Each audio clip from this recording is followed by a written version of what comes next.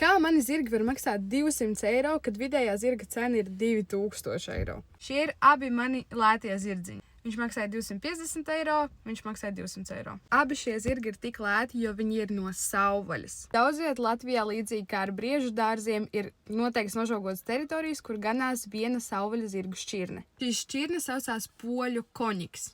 SSA var sastapt diezgan daudz šādas sludinājumus, kur var nopirkt savvaļas zirgus. Viņi ir lēti, jo viņu ir daudz.